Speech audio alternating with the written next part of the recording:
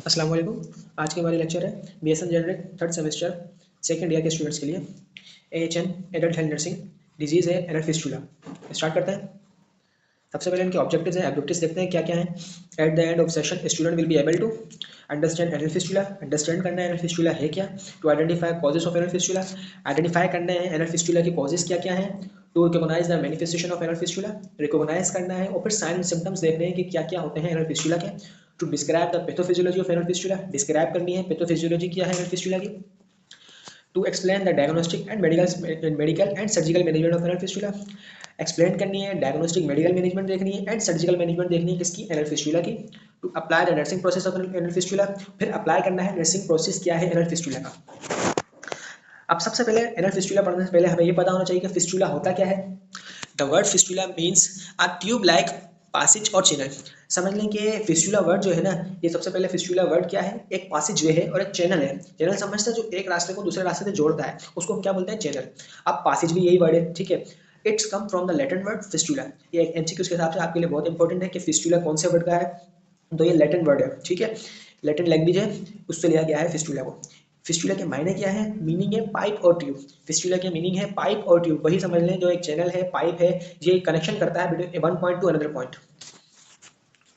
अब हमारा है टॉपिक क्या है, एनल फिस्टुला। एनल फिस्टुला को डिस्कस करते हैं। An abnormal tube like passage, ये क्या है, एक एबनॉर्मल ट्यूब लाइक पासेज है बिटवीन द एनल कैनाल और rectum, the skin around the anus. अब समझें कि ये क्या है, ये एबनॉर्मल कनेक्शन है बिटवीन द एनल कैनाल, जो एनल कैनाल होती है और रेक्टम के दरमियान में जो एक कनेक्शन है, एबनॉर्मल कनेक्शन है, वो किसका है, एनल फिस्टुला का है। और ये कहाँ पे पाया जाता है, ये एनस की स्किन के अराउंड पाया जाता है। एक हमारा नेचुरल हॉल होता है और एक ही एबनॉर्मल हॉल है। तो एबनॉर्मल जहाँ पे भी हॉल होगा वो कहलाया जाएगा anal fistula. Simple. Usually develops after an infection और एप्सिस। अभी डेवलप क्यों होता है, कोई भी इन्फेक्शन होता है इसकी वजह से हो जाता है, या फिर कोई एप्सिस फॉर्मेशन होती है उसकी वजह से होता है इन द एनल और रेक्टल एरिया। और जो होता कहाँ पे, ये रेक्टल एरिया पे और एनल एरिया पे, ठीक है। The tract allow us persistent discharge of पस और स्टूल फ्रॉम द ओपनिंग। अब क्या है, ये ट्रैक अलाउ करता है परसिस्टेंट डिस्चार्ज, परसिस्टेंट यानी कि मुसलसल लॉन्ग टर्म से जो डिस्चार्ज होता है वो उसको बोलते हैं परसिस्टेंट, ठीक है। और एक होता है ट्रांजिएंट, ट्रांजिएंट बोलते हैं हम शॉर्ट टर्म को, परसिस्टेंट जहां पे आ जाए वो लॉन्ग टर्म होता है और ये मुसलसल डिस्चार्ज वहां से हो रहा है और उसके साथ पस भी आ रही है फ्रॉम द ओपनिंग, जो एबनॉर्मल ओपनिंग है उस जगह से। तो वो क्या है, वो एनल फिस्टुला है। वो क्या कर रहा है, एक परसिस्टेंट डिस्चार्ज हो रही है, मुसलसल डिस्चार्ज हो रहा है, वहां से क्या क्या डिस्चार्ज हो रहा है, पस हो रही है और एबनॉर्मल होल से ही स्टूल भी पास हो रहा है। The end of the fistula may appear as a hole in the skin around the anus. अब ये फिस्टुला एंड होता है तो क्या अपियर करता है, एबनॉर्मल होल कर देता है अराउंड द एनस, ठीक है। एनस के पास ये एक एबनॉर्मल होल बना देता है एनल फिस्टुला, ठीक है। फिस्टुला क्या है, एक पाइप लाइक स्ट्रक्चर है, ठीक है। वो एनल फिस्टुला क्या है, ये एक एबनॉर्मल ओपनिंग है, कहाँ पे है, ये है एनस के अराउंड पे, ठीक है। Can cause bleeding and discharge while passing stool. अब जब हम पास स्टूल करते हैं, स्टूल पासिंग करते हैं, बाउल मूवमेंट्स होती है हमारी, उस टाइम पे क्या करता है, ये ब्लीडिंग करवाता है और डिस्चार्ज यानी कि पस फॉर्मेशन होती है इस जगह से। अब ब्लीडिंग जहाँ पे भी स्टूल के पास ब्लीडिंग हो जाए या फिर स्टूल में ब्लीड हो जाती है उसको हम बोलते हैं मलिग्ना। ये एक मेडिकल लैंग्वेज है, मेडिकल लैंग्वेज में इसको इस्तेमाल करते हैं। Stool in blood is called melaena, ठीक। Leads to pain and discomfort during bowel movements. जाहिर सी बात है, जब हम हमारी जो एक इंपॉर्टेंट एरिया है वहाँ पे कोई भी डिस्चार्ज हो रहा है तो हमें तो इरिटेशन तो रहेगी और फिर पेन भी रहेगा। तो ये मूवमेंट में, बाउल मूवमेंट में डिफिकल्टी करवाता है ड्यूरिंग बाउल मूवमेंट्स और पेन पेन करवाता है ड्यूरिंग बाउल मूवमेंट्स, ठीक है। ये देखें, ये होता है फिस्टुला। ऊपर देखते हैं, ऊपर जो रेड रेड पेचेस हैं वो क्या है, इंटरनल हेमोरॉइड्स। हेमोरॉइड्स आप सबने पढ़े होंगे, हेमोरॉइड्स बोलते हैं हम आम जबान में उसको बोलते हैं बवासीर, इंग्लिश में हम इसको बोलते हैं पाइल्स, लेकिन मेडिकल लैंग्वेज में इसको बोला जाता है हेमोरॉइड्स। अब हेमोरॉइड्स भी दो टाइप के होते हैं, एक इंटरनल हेमोरॉइड्स होता है और एक्सटर्नल हेमोरॉइड्स होता है। इंटरनल वो होता है जो स्किन के अंदर होता है, एनएस के अंदर होता है, और जो बाहर होता है वो एक्सटर्नल हेमोरॉइड्स होता है। फिर उसके राइट साइड पे देखें तो आपको मिल रहा है एनल फिस्टुला। फिस्टुला क्या है, देखें एक एबनॉर्मल ओपनिंग आ चुकी है और वो कहाँ पे एंड हो रही है, वो एंड हो रही है एनस के अराउंड पे, ठीक। और उसके अंदर क्या बना हुआ है, एनल फिशर। फिशर हम लोगों ने पढ़ा होगा, अभी नहीं पढ़ा तो फिर आगे चल के हम उसका भी लेक्चर बनाएंगे, उसकी भी वीडियो देख सकते हैं आप, ठीक है। आगे चलते हैं। अब इसकी कुछ क्लासिफिकेशंस हैं, क्लासिफिकेशंस देखते हैं। द एंड ऑफ फिस्टुला में appear as a hole in the skin around the anus. वही बात है कि जब एंड होता है फिस्टुला तो वो अपियर कर देता है hole in the skin around the anus, around the anus, around anus के पास। Can cause bleeding discharge while passing stool, ये सब वही बात है। क्लासिफिकेशन नीचे से स्टार्ट है, क्लासिफिकेशन ऑफ एनल फिस्टुला। अब इसके दो टाइप्स हैं क्लासिफिकेशन की, सिंपल और कॉम्प्लेक्स। सिंपल में क्या होता है, वन फिस्टुला ट्रैक्ट। अब सिंपल में क्या होगा, वन फिस्टुला ट्रैक्ट बनेगा, ठीक है। और कॉम्प्लेक्स में क्या होगा, मल्टीपल इंटरलिंकिंग ट्रैक्ट्स बन जाएंगे, यानी कि काफी सारे लिंक बन जाएंगे। कहाँ पे, अराउंड द एनस, एनस के पास, ठीक है। कहाँ से बनेगा, वो एनल केनाल से बनेंगे। मल्टीपल मल्टीपल लिंक बन जाएंगे, उसको बोलेंगे हम कॉम्प्लेक्स, और दूसरे को बोलेंगे सिंपल, सिंपल फिस्टुला ट्रैक्ट। ये देख सकते हैं क्लासिफिकेशंस के नाम दिया गया है। The parks classification divides anal fistula into 4 distinct types. अब 4 टाइप्स के फिस्टुला बताए गए हैं। नंबर 1 होता है ए पे सुपरफिशियल फिस्टुला, बी है इंटरस्पेंचुरिक फिस्टुला, सी है ट्रांसस्पेंचुरिक फिस्टुला, डी है सुप्रास्पेंचुरिक फिस्टुला, और ई है एक्स्ट्रास्पेंचुरिक फिस्टुला। पिक्चर के थ्रू देख सकते हैं आप, जो ए है वो देख सकते हैं, ये क्या है, ए वाला पार्ट जो है हमारा सुपरफिशियल। सुपरफिशियल से मुराद है कि ये ऊपर है, अराउंड स्किन है, ठीक है। इंटरस्पेंचुरिक यानी कि स्किन के अंदर, बी, बी देखते हैं, ये देखें बिल्कुल अंदर की तरफ जा रहा है, तो ये कौन सा है, ये कौन सा है, ये है इंटरस्पेंचुरिक फिस्टुला। उसके बाद है सी पे है ट्रांसस्पेंचुरिक फिस्टुला। ट्रांसस्पेंचुरिक फिस्टुला देखा बिल्कुल स्किन के अंदर आ रहा है। सुप्रास्पेंचुरिक फिस्टुला, डी, सुप्रास्पेंचुरिक फिस्टुला देखते हैं, और देखिए बिल्कुल पूरी की पूरी राउंड करके स्किन को पूरी की पूरी कैनाल बना के बिल्कुल अंदर आ रहा है, तो उसको है वो है सुप्रास्पेंचुरिक फिस्टुला।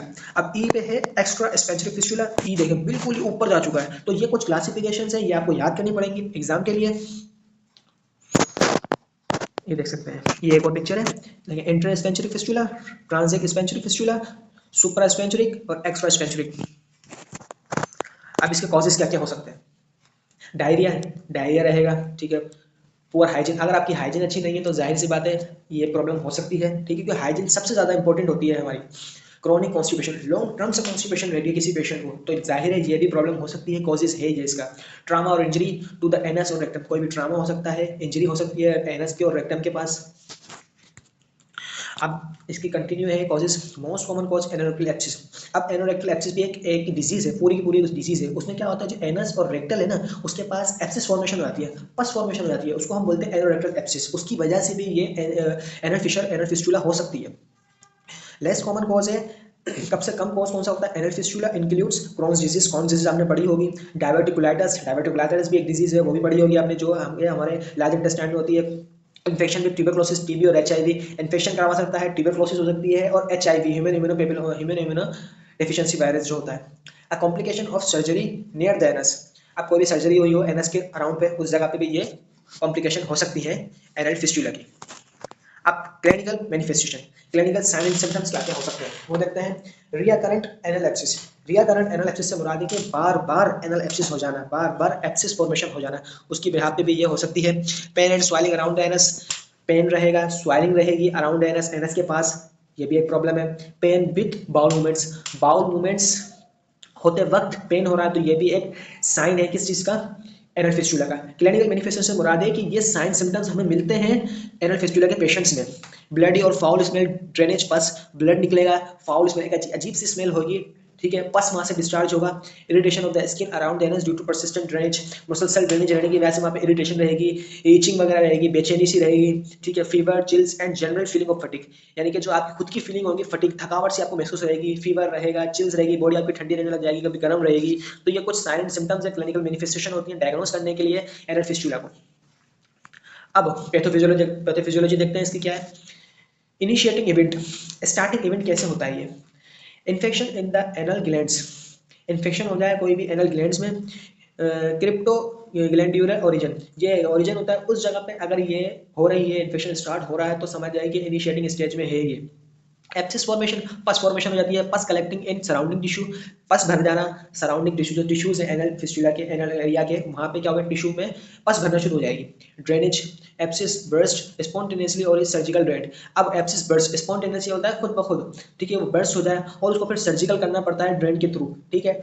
ट्रैक्ट फॉर्मेशन, ट्रैक्ट, एक ट्रैक्ट नुमा स्ट्रक्चर बन जाता है, ट्रैक्ट बन जाता है, वो देखते हैं। Epithelialisation of drainage tract prevents closure. Chronicity, continuous chronicity यानी कि लॉन्ग टर्म से चलती आ रही है हमारी। Continuous communication between anal canal and skin maintains infection and discharge. Continuous communication यानी कि मुसलसल होती आ रही है, कहाँ से, एनल कैनाल से और स्किन के बीच में ये मुसलसल हो रही है, तो क्या होगा, ये भी एक पैथोफिजियोलॉजी डिजीज की इन्वॉल्वमेंट है एनल फिस्टुला में। डायग्नोस, अब इसको हम डायग्नोस किस तरीके से कर सकते हैं, इसके 3 मेथड है। रेक्टल एग्जामिनेशन, रेक्टल एग्जामिनेशन की वीडियो यूट्यूब पे पड़ी होगी, आप वो देख सकते हैं कि रेक्टल एग्जामिनेशन कैसे होता है। ठीक है। एनोस्कोपी, एनोस्कोपी में क्या होता है, एक इंस्ट्रूमेंट होता है, वो हम एनएस के अंदर इंसर्ट करते हैं। ठीक है। अब उसके लिए हम एनोस्कोपी, प्रोटोस्कोपी, सिग्माइडोस्कोपी, ये सब चीज़ें करते हैं। हेमराइड्स के पेशेंट में भी करते हैं ये, एनएल फिस्टुला के पेशेंट में भी करते हैं ये। ठीक। ये देखते हैं भाई कितनी अंदर तक इसका कैनाल बना हुआ है, कितने अंदर तक इसमें ये प्रॉब्लम हो चुकी है, डायग्नोज करते हैं इसके अंदर। Diagnostic method, description and purpose, वो देखते हैं। Physical rectal examination, physical rectal examination में क्या होगा, डिस्क्रिप्शन में क्या है इसकी, visual inspection of the perineal area for external opening, discharge और स्वेलिंग। फिजिकल इंस्पेक्शन करेंगे, यानी कि थ्रू इंस्पेक्शन के थ्रू हम इसको देखेंगे भाई कितनी ओपनिंग है, डिस्चार्ज कितना है, स्वेलिंग कितनी है। ठीक है। पर्पस क्या हो सकता है इसका, identify visible sign of fistula, हमें दिख जाएगा कि भाई कितना फिस्टुला का साइन है, सच एज एक्सटर्नल ओपनिंग और एप्सिस, कोई भी एक्सटर्नल ओपनिंग है या फिर कोई एप्सिस फॉर्मेशन है वो नजर आ सकती है। ये पर्पज है हमारा देखने का। Digital rectal examination, DRE। ठीक है।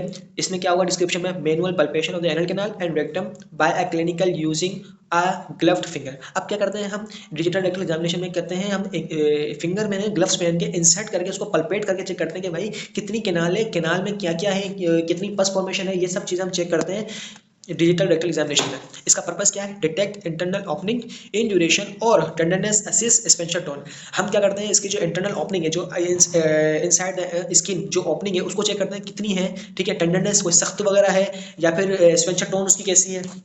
फिस्टुला प्रोब, फिस्टुला प्रोब, ये इसमें डिस्क्रिप्शन में क्या है, insertion of a thin flexible probe into the fistula track to trace its path. अब प्रोब होता है, प्रोब डालते हैं हम एनएस में। ठीक है। अब उसका पाथ चेक करते हैं, कितना पाथ है इसका, कितना लंबी केनाल है ये। ठीक है। इसकी कौन सी क्लासिफिकेशन में आ रही है, हमने पीछे क्लासिफिकेशन पढ़ी ना कि कौन सी एंट्रेंस वेंचुरिक है, ट्रांस वेंचुरिक है, सुप्रा है, तो इससे पता चलता है प्रोब से। Map the fistula, track and identify internal and external openings. अब ये पूरा का पूरा एक मैप बना देता है कि भाई ये मैप है, इसमें हम पता चल सकता है हमें कि इसकी एक्सटर्नल ओपनिंग क्या है और इंटरनल ओपनिंग क्या है। एनोस्कोपी, एनोस्कोपी क्या करते हैं, use a small tubular instrument to visualise the anal canal and lower rectum. इसमें क्या होता है, हम क्या कहते हैं, स्मॉल ट्यूब होती है, ये इंसर्ट करते हैं विजुलाइज, इसमें फिर विजुलाइज भी करके एनल कैनाल का और रेक्टम का हम चेक करते हैं कि भाई कितनी है ये और कितनी नहीं है, कितनी हद तक पहुंच चुकी है बीमारी। confirm internal opening location and abscess and assess mucosal abnormalities। अब इसमें कंफर्म कर देंगे ओपनिंग कितनी है, लोकेशन क्या है, कहाँ से आ रही है ये। ठीक है। म्यूकोसल एब्नॉर्मलिटीज, कोई म्यूकस वहां से तो नहीं निकल रहा, वहाँ पे कोई एब्नॉर्मलिटीज तो महसूस नहीं है। ठीक। डायग्नोस्टिक मैनेजमेंट के बाद आती है मेडिकल मैनेजमेंट। मेडिकल मैनेजमेंट में क्या है, हम देते हैं पेशेंट को antibiotics only if cellulitis of systemic infection. कोई भी इन्फेक्शन आ रहा है उसकी बिहाफ पे हम एंटीबायोटिक्स देते हैं पेशेंट को। पेन रिलीफ के लिए एनसिड्स देते हैं, एनेस्थेटिक जेल्स देते हैं ताकि वो जगह को सुन कर सकें। ठीक है। स्टूल सॉफ्टनर्स देते हैं to prevent straining, stool softeners देते हैं ताकि प्रिवेंट कर सकें हम उसकी स्ट्रेनिंग, यानी कि जो वहाँ पे पस फॉर्मेशन हो रही है या फिर बाउल मूवमेंट हो रही है उसको स्टॉप करते हैं। ठीक है। सिक्स बार्स देते हैं, सिक्स बार्स लाजमी होती है एनल फिस्टुला के पेशेंट के लिए भी, हेमोरॉइड्स के पेशेंट के लिए भी और एनल फिशर के पेशेंट के लिए भी। ठीक है। या फिर वार्म बाथ्स भी देते हैं हम टू रिड्यूस डिस्कम्फर्ट और प्रोमोट हाइजीन। यह रिड्यूस करती है डिस्कम्फर्ट, जो डिस्कम्फर्ट हो रही थी उस जगह पे। ठीक है। और जो हाइजीन है ना उसको भी ये प्रोमोट करती है ताकि हाइजीन रहे उस जगह पे, ताकि इन्फेक्शन ग्रो ना कर सके। ठीक। उसके बाद आती है सर्जिकल मैनेजमेंट। सर्जिकल मैनेजमेंट क्या, अगर मेडिकल मैनेजमेंट फेल हो जाती है तो हम जाते हैं सर्जिकल मैनेजमेंट की तरफ। Surgery type depends on fistula complexity. अब सर्जिकल की जो टाइप बताई गई होती है डिपेंड करते हैं उसकी फिस्टुला की कितनी हद है, कितनी शिद्दत से फिस्टुला है। ठीक है। सिंपल है, सिंपल में हो जाता है इंट्रा स्पेंचुरिक फिस्टुलाज होते हैं। ठीक है। Treated in one operation. अगर सिंपल में है और वो इंटर स्पेंचुरिक फिस्टुला है तो वो वन ऑपरेशन में ट्रीट हो जाती है, खत्म हो जाती है। ठीक है। अगर चाहे कॉम्प्लेक्स फिस्टुला है तो मैं रिक्वायर स्टेज्ड मल्टीपल सर्जरीज। इसके लिए क्या करना होता है, क्योंकि वहाँ पे मल्टीपल ट्रैक्ट बने हुए हैं। ठीक है। उसके लिए क्या चाहिए होता है, हमें मल्टीपल सर्जरीज करनी होती है ताकि हम ये फिस्टुला खत्म कर सकें। Number one, simple fistula, minimal mucosa muscles involvement, no branches. क्योंकि सिंपल में क्या होता है, कोई ब्रांचेस नहीं होती है, सिंपल वन मसल इन्वॉल्वमेंट होती है। ठीक है। इसके अंदर क्या करता है, फिस्टुलोटोमी, यानी कि फिस्टुला को कट कर देता है। ग्रेटर देन 95% इफेक्टिव, ये ज्यादा से ज्यादा 95% इफेक्टिव होती है ये surgery. Roof of fistula tract is cut off open to heal from bottom up. क्या करते हैं, जो रूफ है ना फिस्टुला का उसके ट्रैक को कट कर देते हैं और ओपन रखते हैं जब तक वो हील ना हो जाए। ठीक है। मैं रिमूव इन्फेक्टेड टिश्यू, जो इन्फेक्टेड टिश्यू है उसको रिमूव आउट कर देते हैं। Small muscle cut is safe, जो स्मॉल मसल्स हैं उसको कट कर देते हैं। ठीक है। वो सेफ हो जाते हैं। कटिंग टू मच रिस्क इनकंटिन्यूस, अगर ज्यादा कट जाए तो वो इनकंटिन्यूस का रिस्क हो जाता है, फिर वो बाउल इनकंटिन्यूस हो जाता है, पता भी नहीं चलता कि स्टूल पास आउट हो जाता है, हमें बिस्तर में भी पास आउट हो जाता है स्टूल। तो ये हमें इस चीज का ख्याल करना होता है ड्यूरिंग सर्जिकल मैनेजमेंट। ये देखें सर्जिकल मैनेजमेंट के कुछ ऑप्शन है नजर आ रहे हैं। फिस्टुलेटोमी में क्या कर रहे हैं, फिस्टुला बिल्कुल कट कर देते हैं, ठीक। ये प्लग हो रही है, प्लग फॉर्मेशन है, ठीक है। सिटून, सिटून क्या होता है, वहाँ पे स्टेचेस लगा देते हैं, जहाँ पे फिस्टुला बन रहा है ना, वहाँ पे एब्नॉर्मल ओपनिंग है, वहाँ पे क्या करते हैं स्टेचेस लगा के उस जगह को बंद कर देते हैं, फिर हील होने के लिए कुछ दिन छोड़ देते हैं ताकि वो हील हो सके। अब आते हैं नर्सिंग मैनेजमेंट। अब आ चुका है अपन का असल काम, जो हम नर्सिंग स्टूडेंट्स करते हैं, हमारा क्या काम है। वो था मेडिकल मैनेजमेंट जो डॉक्टर्स करते हैं, उसके बाद आता है सर्जिकल मैनेजमेंट जो सर्जन करते हैं। अब आ जाता है पेशेंट हमारे पास।